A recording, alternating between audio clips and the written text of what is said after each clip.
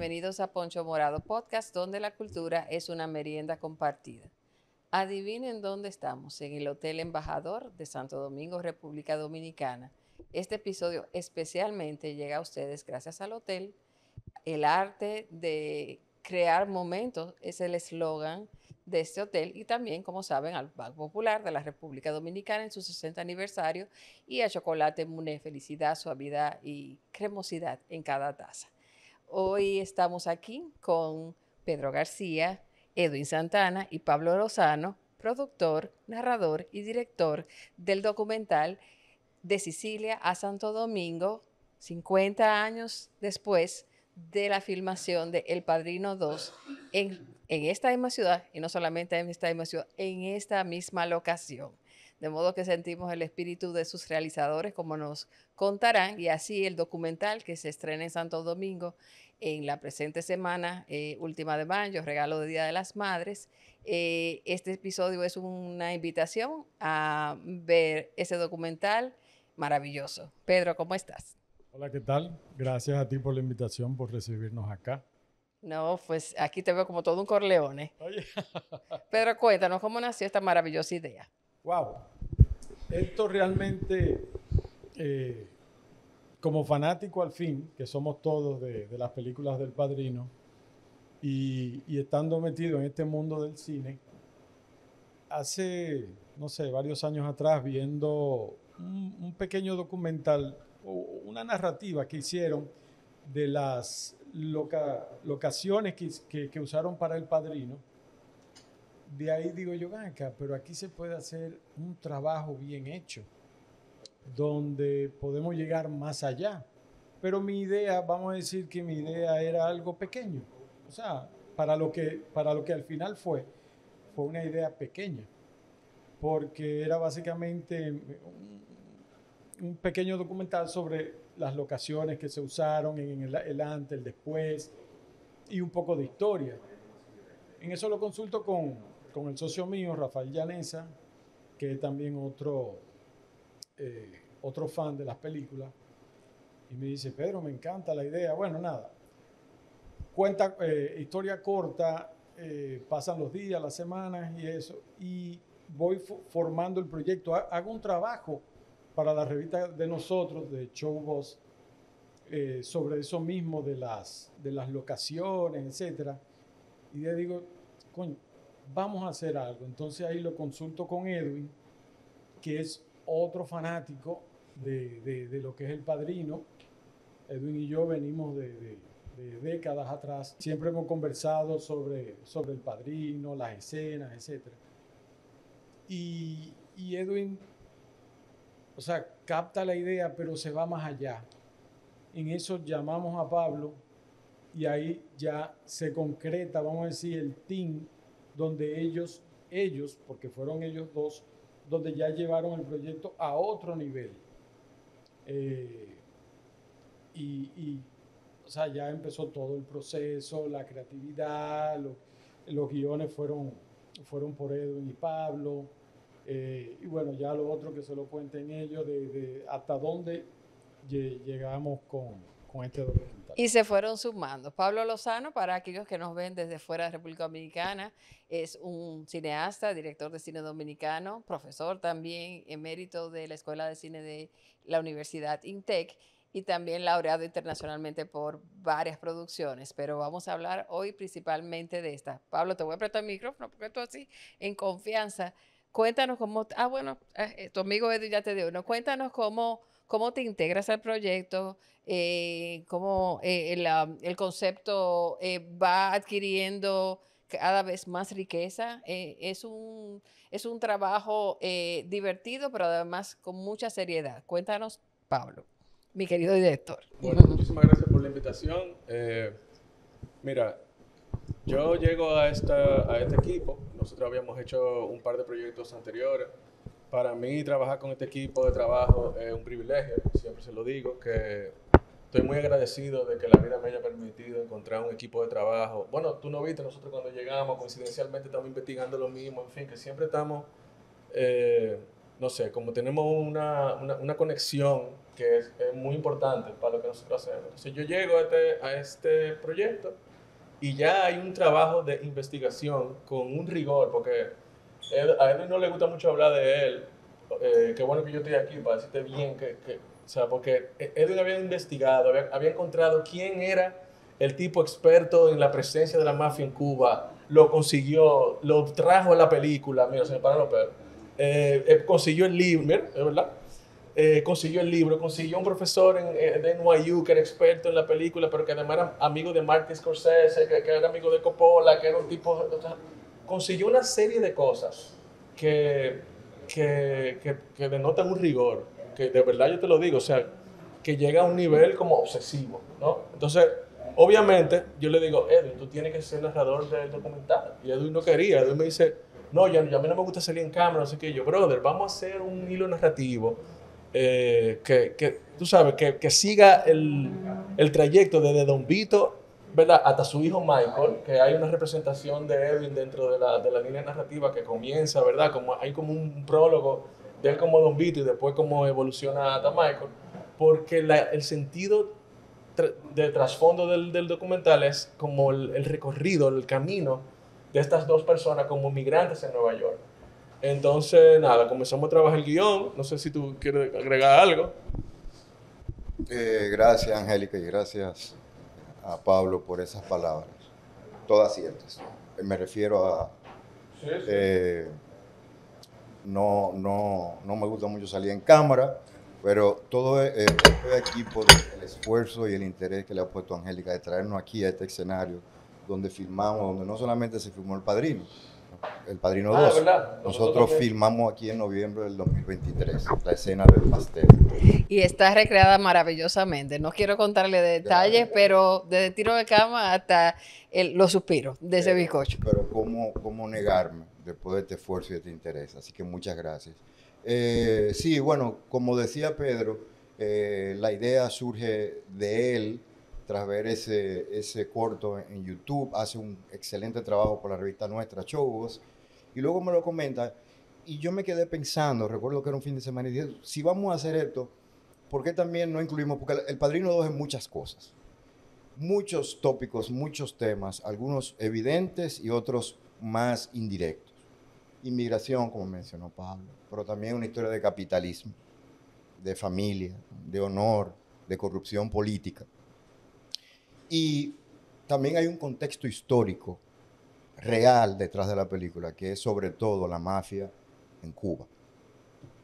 Entonces le comenté a Pedro, ¿por qué no hacemos, aparte de el análisis de una gran película, de una obra maestra, como es El Padrino 2, y dije, ¿por qué no hacemos un documental que incluya todo esto? Empecé a estructurarlo, etcétera, y en eso entonces nos juntamos con Pablo, y ya tú escuchaste la historia. Pablo se integró inmediatamente, aportó en esa línea, ¿no?, en esa visión, vamos a decir, y el resultado es, para bien o para mal, lo que tenemos en pantalla a partir de ayer. Pedro, una de las cosas grandiosas, sobre todo para los que tenemos edad para recordar, yo tenía 10 años en 1974 y eso era una novedad cada día de rodaje imagínense esta ciudad aldeana. No soñaba República Dominicana tener una industria del cine como la que tiene hoy, y que de repente llega nada más y nada menos que el director ganador del Oscar a la mejor película por El Padrino 1, Al Pacino, actor del momento, sigue siendo un gran actor, pero en ese momento eran los años de Dog Day Afternoon y Sérpico. Bueno, Sérpico fue un poquito después, creo, ¿no? Panic in the Needle Park, era el gran actor, ni hablar. El hecho mismo de hacer una película en República Dominicana. Y una de las cosas sorprendentes, Pedro, de este trabajo son los pietajes que ustedes consiguieron. Unos Super 8 que, bueno, yo sé que mis hermanos cuando lo vean y todas las personas de mi generación se van a emocionar porque es ver esta ciudad hace 50 años. Cuéntanos. Bueno, mira, yo no creo en las coincidencias, yo creo en las diosidencias. Y Rafa y yo salimos a almorzar. En eso cuando estamos llegando nos encontramos con un amigo y le comentamos del proyecto. Y me dice, pero don Johnny Dawaje tiene unos pietajes que nadie tiene acá. ¿Cómo va a ser? Entonces Rafa conoce muy bien a don Johnny nos entrevistamos con él, salimos a almorzar y, o sea, nosotros no pensábamos que él tenía lo que tenía, y nos lo ofreció desinteresadamente, lo tenía en película, que yo creo que él tampoco lo había visto porque, imagínate. Y eso entonces se le entrega a Pablo y Pablo lo envía a Nueva York para digitalizar y fue algo impresionante ese material que gracias a Don Johnny pudimos obtener. Pablo te puede abundar más sobre eso porque ahí está Sofía Coppola, chiquita, o sea, fue algo imperdible para este proyecto. Mira, Don Johnny fue, o sea, como dice Pedro, fue increíble porque desinteresadamente tú entregarnos en un Ziploc un rollo no revelado, son rollos que nadie había visto, donde él había filmado desde el punto de vista prácticamente de Gordon Willis, porque hay que decir que él se pasó el behind entero durante el rodaje en Santo Domingo de esa película al lado del crew, o sea, incluso él tiene una anécdota que sale muy chistosa, que él sin querer se le disparó un audio de la grabadora que él estaba haciendo y el crew reaccionó a ese audio. No le voy a decir qué es para que vean en la película porque eso sale como él lo cuenta, pero te quiero decir que era un acceso muy privilegiado. O sea, un joven dominicano al lado de Gordon Willis con una camarita Super 8 y su cosa de audio, tú sabes, por pura afición. Porque él siempre sintió como esa afición del audiovisual. Entonces, imagínate yo con ese rollo revelando eso y viendo eso. O sea, fue una cosa de verdad increíble. O sea, fue una cosa increíble. Entonces, claro, a partir de ahí, de que nosotros habíamos sido sede de este rodaje, de este gran clásico del cine, ya yo me consideraba con el derecho no solamente de analizar la película, sino de vernos a nosotros en el espejo de esa película, como sociedad dominicana, también como diáspora en Nueva York, en la misma ciudad. Y entonces comienza a surgir esa idea de cómo nosotros podemos hacer un paralelo, ¿no? De estos personajes de quinta generación italianos que siguen en la ciudad y explicando cómo funciona esa política migratoria de ese lugar, que es un lugar particular, ¿no? Del mundo, y cómo eso después ha mutado a los asiáticos y luego a los latinos y cómo nos afecta a nosotros. Y, en fin, empezamos a encontrar personajes que nos sirvieron para ilustrar esas cosas. Y entonces, buscando con material de archivo, ¿no? Como ya teníamos este archivo que tú bien mencionas, ya teníamos esa textura de archivo. Entonces seguimos buscando archivos del momento político del mundo en ese momento. Archivos también del Internet Archive que nos servían para ilustrar ciertos conceptos, para agregarle ese humor que tú mencionaste. Y entonces al final el resultado es como una cosa multitextual que en cierto momento se convierte como un ensayo. Va más allá del análisis de la obra en sí misma, pero que lo convierte en algo relevante hoy en día por el momento en el que nos encontramos en el mundo. Y eso entonces nos hace hacer como algo, digamos, como nosotros vemos el arte, ¿no? Que es una cosa como para decir cosas y para vernos reflejados en ella. Claro, quiero esclarecer, no es solo un ejercicio de nostalgia, y claro, lo que tenemos más añitos tendemos a la nostalgia, ¿por qué no? Sino que es un proyecto donde se mira por dentro el momento histórico de la filmación de la película, de la historia que se cuenta de los corredores, incluso de una perspectiva que probablemente ni siquiera en Estados Unidos, y a todos nos encantó The Offer, esto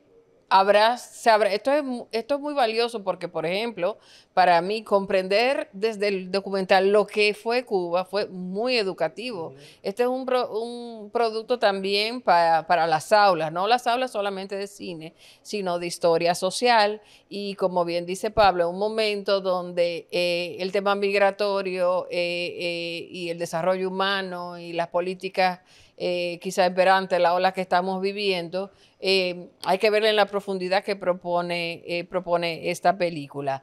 Mi querido Edwin, quería preguntarte a ti sobre el proceso de filmación, porque estuviste en una posición privilegiada. Edwin es el narrador y es un formato, debo decirte, voy a adelantar que la crítico de cine de Ana Cosa me dijo, oh, qué interesante, qué buen recurso para hacer de un documental, para que el hilo narrativo de un documental tenga pues a una persona, y cómo te sentiste, porque eso te obligó a ponerte frente a las cámaras y a trasladarte incluso a varias ciudades donde El Padrino 2 fue filmado, porque no solamente se limita el documental al rodaje en Santo Domingo, sino también esta ciudad hacía el rol de Cuba y el documental va a La Habana, como también a Nueva York y a otras localidades. Hubo que convencerme, como bien dijo. Pues qué bueno que lo hicieron. Hubo que convencerme y al final fue lógico para mí, fue natural, ya que yo lo estaba coescribiendo con Pablo y estaba inmerso en el documental del primer día. En general fue una experiencia muy bonita, sobre todo por la experiencia con el crew. Aprovecho para en público pedirle disculpas y gracias por la paciencia que me tuvieron. Fue bonita también porque me hizo salir de mis zonas de confort, que siempre es interesante, por lo menos para mí, nuevos retos y oportunidades, pero uno no debe decir nunca jamás. Pero yo creo que fue mi primera y última vez. Si yo siempre he respetado a los actores, después de esa experiencia lo respeto mucho más. Memorizar líneas, como lo llaman en el cine, es más difícil de lo que yo pensaba.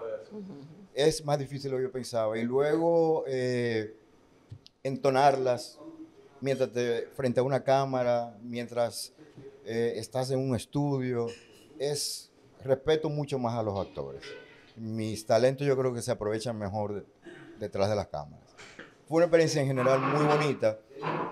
Debo decir, perdón por la... Estamos en vivo aquí porque el hotel tiene sus actividades, de modo que adelante, Edwin, esto es parte de nuestra gracia. Sobre las visitas a otras ciudades, debo decir, todo hay que decirlo, no voy a abundar mucho, pero el viaje a Cuba fue un poco difícil para mí. ¿Por qué? Creo que nada te prepara para tú ver ciertas cosas, escuchar ciertas historias. Pablo conoce muy bien Cuba. Pablo estudió allá en una escuela muy reputada de cine que hay, pero los 5 o 6 días que tuvimos ahí, para mí no fue una experiencia en ese sentido. La gente muy amable, muy nosotros, muy caribeña, muy abierta, nos atendieron fenomenalmente. La gente de la calle también, pero nada te prepara para lo que percibes y para las historias que te cuentan. Entonces para mí fue una experiencia difícil allá, pero en general una experiencia muy agradable, muy bonita. ¿Tú querías agregar algo, Pablo? Sí. Mira, los textos de Edwin son complejos. O sea, Edwin escribe, viene de la escritura. Y entonces desarrollaba unos textos súper complejos y profundos. Y esos textos fueron lo que él mismo se tuvo que aprender para narrar la película. Entonces, eso es un trabajo de un rigor muy fuerte, ¿tú entiendes? Y eso se agradece. O sea, nosotros teníamos de verdad una plataforma conceptual profunda sobre las cosas. Mira, para que tú veas que no es mentira. Entonces, eso nos permitió a nosotros tener como una espina dorsal clara de hacia dónde era que nosotros estábamos yendo con la película. Y a partir de ahí, entonces teníamos como esas escapadas, que sí hablando con gente, que sí metiéndonos en archivo, pero sí teníamos como esos momentos de conducción, de que a la vez eran como unas cosas como editoriales, o sea, como una columna de opinión mezclada con información, o sea, que el documental tiene eso, que es a la vez didáctico pero analítico también, y que tiene esa cosa como de un editor detrás, un editor periodístico, que se suma a mí como director de documentales. Entonces, yo creo que el resultado hace que eso sea como más potente, ¿tú entiendes? Y me alegra que tú hayas ido a Cuba, porque para mí, por ejemplo, que amo ese país, tú sabes, que tengo una relación diferente, yo lo veo de otra forma distinta, pero una gente que va por primera vez, quizá esa realidad también le choca. Entonces, eso también se ve en el documental, o sea, esas diferencias que tenemos en el Caribe y esas razones por las cuales son esas diferencias también salen en el documental, que son razones sociales y razones políticas. Entonces, es como esa cosa mestiza que siempre me gusta hacer en las películas que yo me involucro, tú sabes, ya sea como productor o como director, esa cosa de nada, que nos hace únicos como caribeños.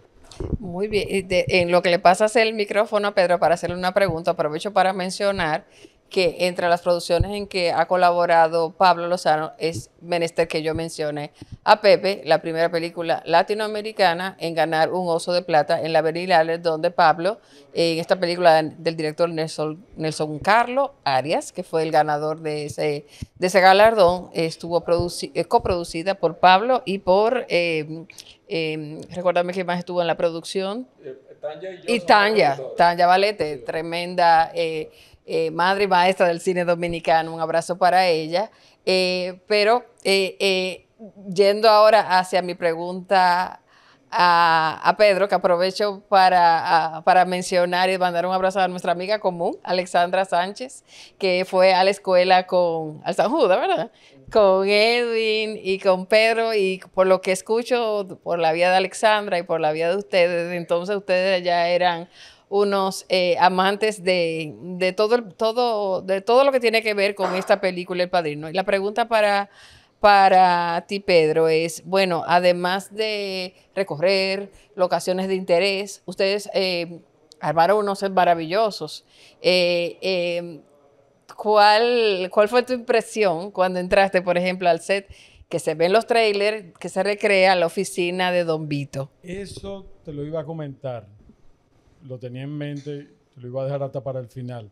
Decirte que es una de las cosas que lamento de este documental, es el haber tenido que desbaratar ese set que armamos de la réplica que se hizo de la oficina de Don Vito, que cuando yo llegué, o sea, como dice Pablo, se me pararon los pelos, o sea, fue algo que te deja anonadado, como dicen, o sea, me quedé en shock cuando yo lo vi. Es impresionante como tú ves las ventanas, la posición del escritorio, la biblioteca, el pequeño escritorio. Y toda la iluminación como si hubiese sido Gordon Willis que salió de la tumba y vino y lo hizo de nuevo tal cual. Espectacular. Así como, bueno, Guayco, que fue el DP de nosotros, tremendo, lo que logró en este documental ahí dentro de ese set fue increíble.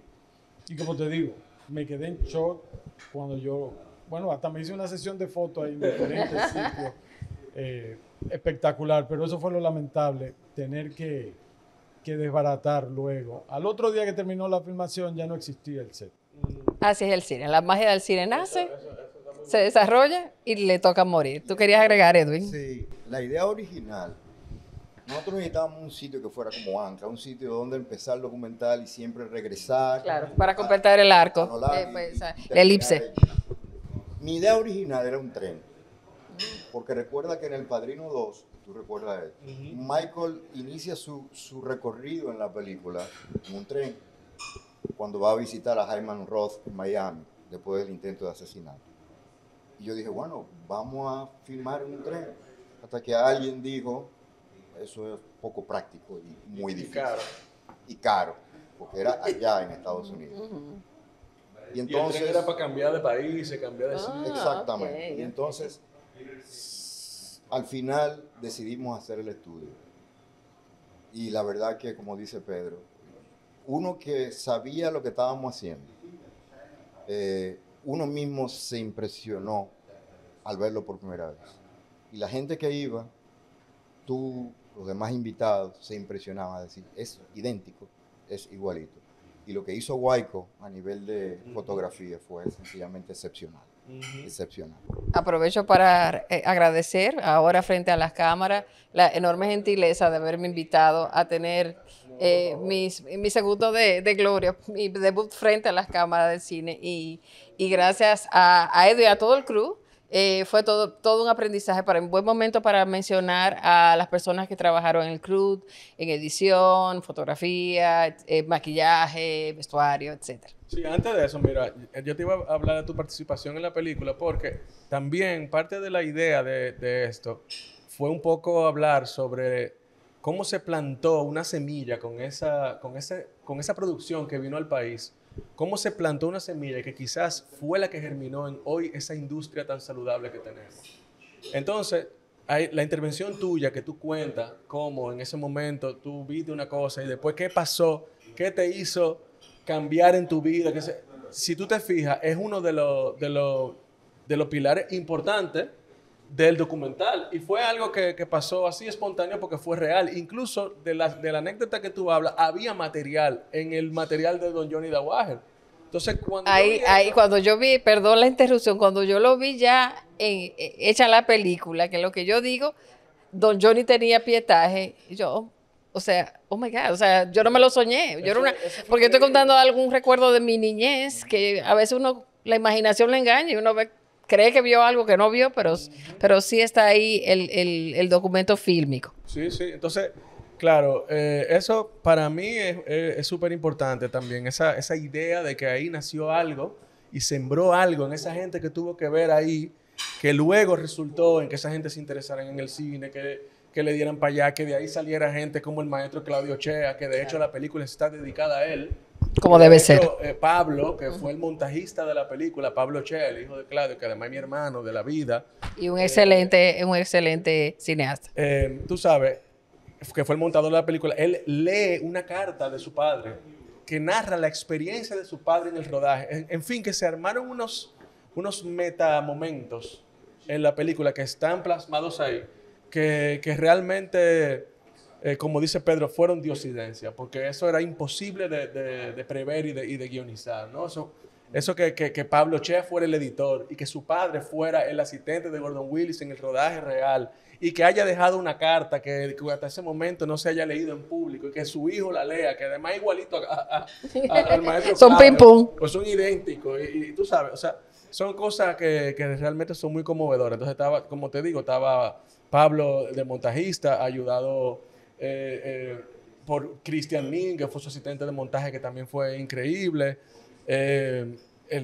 Y muchísima gente más, se me olvidan. En sonido estaba Efraín, que fue increíble también, muy, muy buen sonidista. Carlos Germán en la producción de línea. André Curvelo de asistente de dirección. O sea, sí. Realmente los documentales que me ha tocado realizar como realizador, siempre lo he hecho con André Curvelo de primer asistente, porque la verdad que es una persona impresionante. Cómo lleva el set, cómo su energía te contagia, sí, te quita el estrés, te da... O sea, esa persona llena de amor, pero también súper pro. O sea, en fin... que tenía Solange en el vestuario, que fue impecable, porque hay que decir que, por ejemplo, los trajes de Edwin, ella lo confeccionó a mano, las telas que eligió, las cosas, en fin, que, bueno, todo el mundo fue un privilegio. David Ferreira, que estuvo con nosotros en producción, que también un león, tú sabes, o sea, tuvimos gente maravillosa que tenemos en el cine dominicano. Y un buen momento para preguntar a cualquiera de ustedes que quiera responder. Pero bueno, esta semana, señora, hay nueve películas dominicanas en cartelera. Un hito.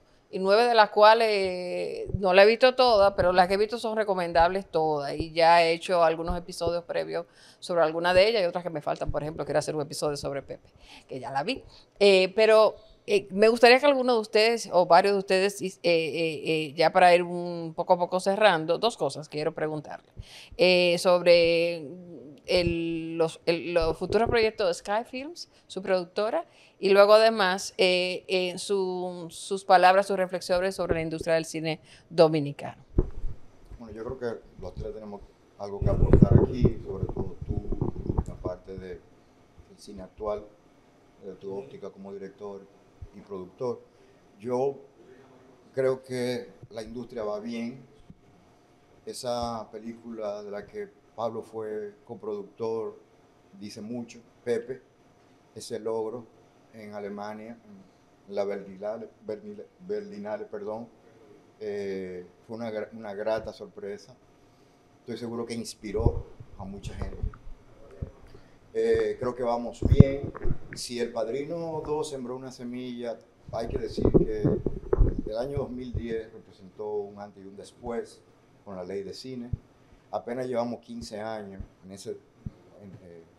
ese trayecto del inicio de la ley de cine. Aquí todavía faltan muchas cosas, pero es una cuestión de tiempo. Nos hacen falta más actores, más directores, más técnicos, más especialistas, pero yo entiendo que es una cuestión de tiempo. Más guionistas.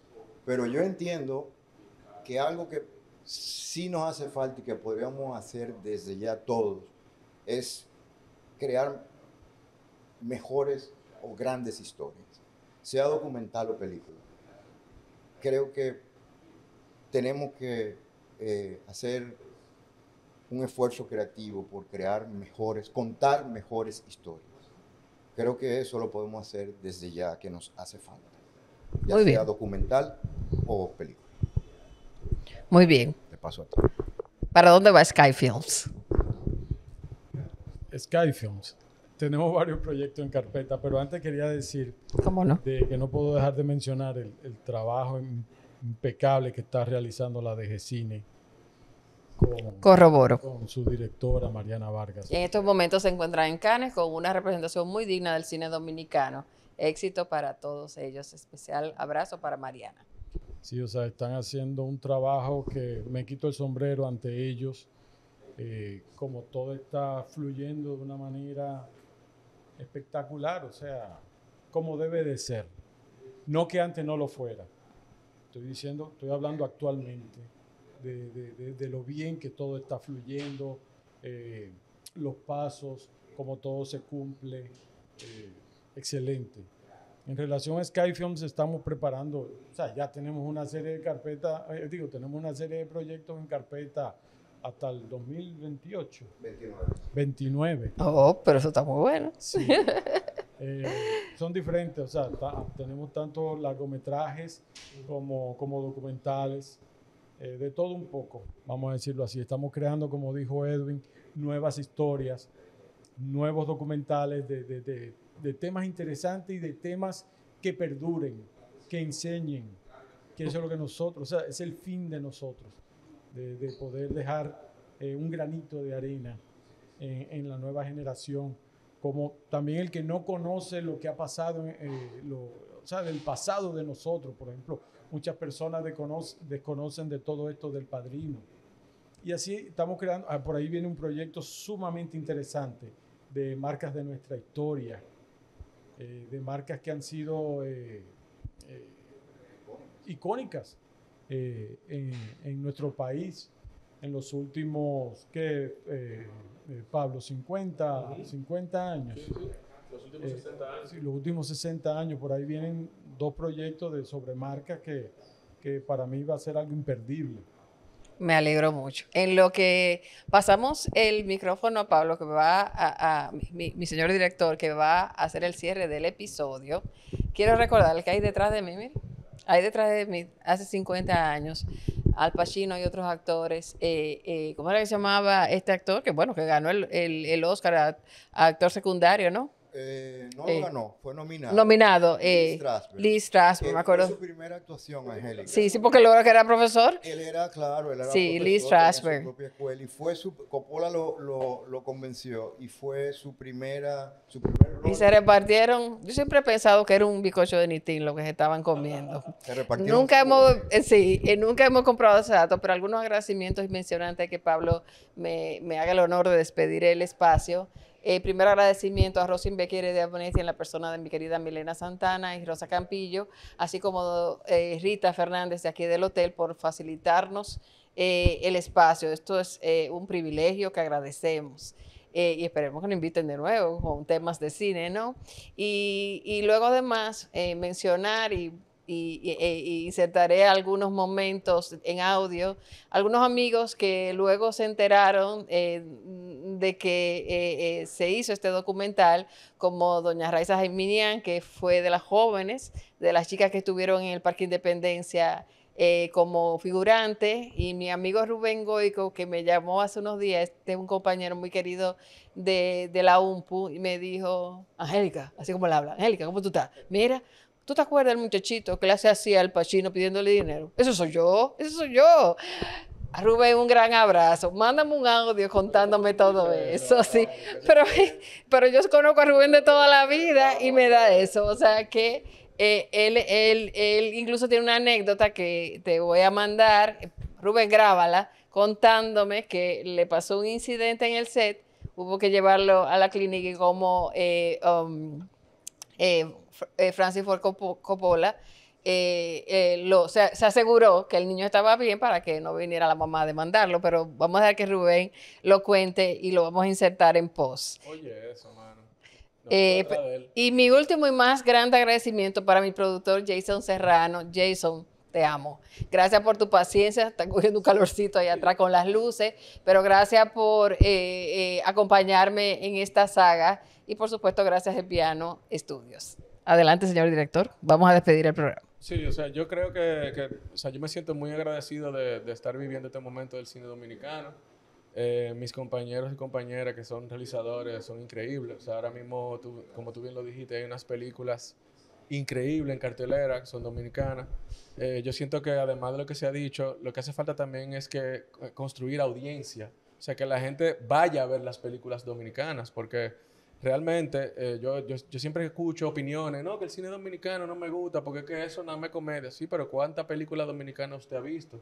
¿Entiende? Ahora mismo hay desde Sugar Island hasta La Bachata del Biónico, pasando por Olivia y las Nubes, pasando por, o sea, un montón de películas que son increíbles, tú sabes. Olivia y las Nubes, de hecho, es una obra maestra, artística de Tomás Pichardo, que además es un ser maravilloso. Bueno, en fin, tú sabes, como que las audiencias vayan a ver películas. Entonces, eso también es una tarea nuestra como industria, construir las audiencias, instruir las audiencias. Yo creo que en el próximo paso que sigamos adelante, eso debe ser un enfoque también.